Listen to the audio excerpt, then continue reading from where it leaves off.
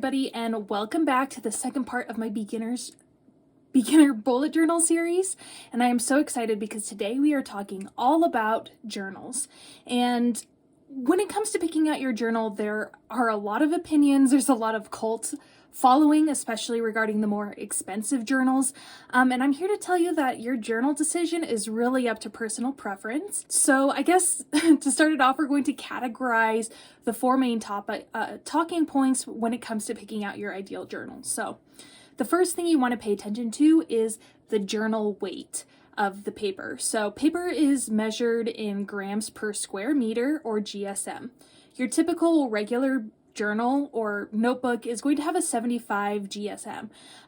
Journals that have this, that are bullet journals, are going to be like Leuchtturm. That's the journal that I have. I have a Leuchtturm 1917, and the paper weight is 75. This is also going to be in your spiral notebooks, your composition notebooks, and actually a lot of journals start at this weight. So this weight of paper is really good for traditional bullet journaling. Your penmanship shows up really clearly on the pages. Markers, highlighters, even fountain pens tend to ghost on these pages. Now, when we say ghost, we mean that you can see the writing on the backside of the page. And most of the time, it's pretty easy to ignore, but sometimes it does get in the way, especially if you're doing more of like a clean, minimal kind of design for your bullet journal. The second type of most common notebooks and journals that you're going to find are going to have a GSM of 160. Now, 160 GSM is definitely a much higher quality of paper. This is the same type of paper and paper weight that they use for multimedia sketchbook papers. So the Doodles That Matter, the Archer and Olive, these are going to be at 160 GSM paper. So they're going to hold up really well to markers, even some paint, all types of like pens, highlighters. They are going to do really well with those kinds of tools used on them. So if you're just starting out and all you can find is a 75 GSM, or you prefer the more minimalist, like very traditional bullet journal style, then I would recommend the 75. It's definitely a much cheaper journal because the paper doesn't weigh as much, so usually the notebooks tend to be more on the price effective side, whereas the 160, if you're really creative and you want to spend that extra money towards putting in a journal, I would look for any journal that has 160 GSM. The second thing to pay attention when it comes to picking your perfect journal is going to be the page style. So what we mean by that is whether your paper is lined, dotted, graph grid, or blank. So I have had the a blank journal as well as a dotted grid journal. So when it comes to the line journals, that's what we mean by like spiral notebooks, composition notebooks. They're going to be the most easy to find journal-wise, and they work perfectly fine for bullet journaling. A lot of people like to stray away from it because they do really focus on the design aspects of your bullet journals, but I highly recommend, if you have a journal, a notebook lying around, and you really want to just kind of test the waters of bullet journaling, use one of those, because the bullet journal method is more about the utility and mindfulness and the habit of keeping up with it, rather than having the fancy notebooks. You can always transition into a new notebook at the beginning of the year, middle of the year, whatever works for you, but don't feel pressured to buying these $30 to $60 journals because they're the higher quality. Your bullet journal is going to get messed up, and it'll take a lot of pressure off of you of creating the perfect spread if your journal is something that is in your price range that you're not afraid to mess up in, especially as you're starting out.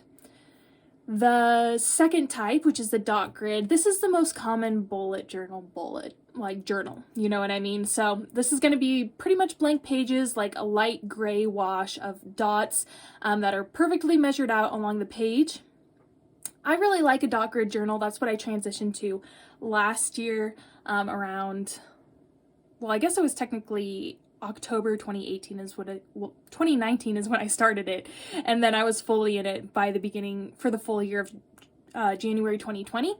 I'm still in my 75 GSM Leuchtturm 1917 dot grid journal, and I really like it over the other journals I've had in the past because the dot grid, I personally like to create a lot of tables, and I like things to be very symmetrical. So I feel like the dot grid allows me personally the freedom to incorporate tables, graphs, and designs, as well as writing journal entries on like a line spacing without the dots really hindering the aesthetic of the journal.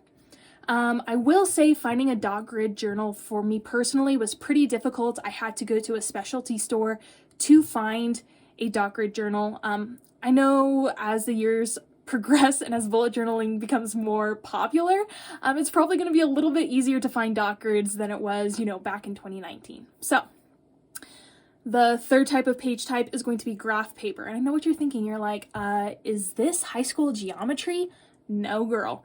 This is a good way for you to utilize the perfectionism of a graphing journal. Once again, these are very easy to find. Most stores are going to have them, especially because it is a school supply around math. But this gives you a little bit bolder outlines. It has the boxes already filled in for you.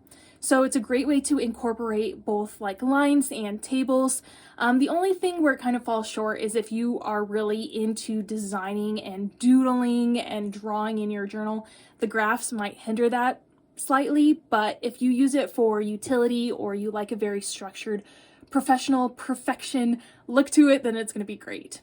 And the final type of page type for your journal is going to be a completely blank journal. Now, hear me out. That sounds intimidating looking at a blank page, but that was the first bullet journal I had. I got a mixed media sketchbook. It had a nice, very thick cover on it, and I really liked it because I was able to incorporate drawings into it. I was able to have the freedom of creating a really minimal, crisp, clean journal.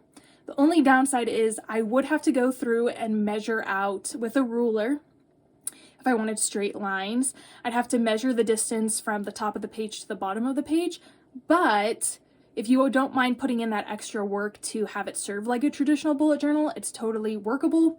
If you're really into scrapbooking kind of journals where you put a bunch of like cut-ins and stickers and washi tape, this mixed media might really work for you, especially if you do more kind of, fluid, kind of more natural shapes to your bullet journal. The mixed media blank page notebook is a great option. The next thing we're going to talk about is the price point. You can pick up notebooks, composition notebooks from the dollar store. Really easy, really simple. Of course, they're going to be lined. Like I said, for the dot grid, I had a little bit of difficulty. I had to go to a specific book retailer to find a dot grid journal in my town. Online retailers, I have seen bullet journals go up to $60 to $100 for a journal. Are you kidding me? That's too much. You don't need to be...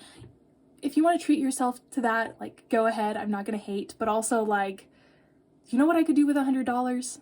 More than buy a journal. That's for sure. So when it comes to finding your perfect bullet journal, there is a vast ocean of options. My suggestion is to start off simple and work your way up, especially if you stick with it. That way you feel less pressured, and the actual journal is less precious for you to mess up on. I know when it comes to really good paper quality, anything stationery related, I kind of want to save all the special stuff for a special occasion.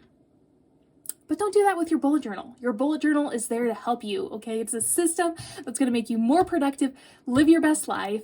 So if you can't afford a $60 journal, which, girl, me neither, I would definitely recommend getting something that makes you feel comfortable. And I don't know if you remember from my last video, I said the second thing that you're going to need for your bullet journal startup is pens, and that's exactly what we're going to be talking about on my next video. So of course, subscribe, hit that bell icon so that way you don't miss the next part in this series, and comment down below if you have any more questions about journals. I would love to spin this off and maybe make a couple other videos about this, so please post your comments down below. I will either reply to them or make a follow-up video answering that question for everybody. And until I see you guys again, have a beautiful rest of your day.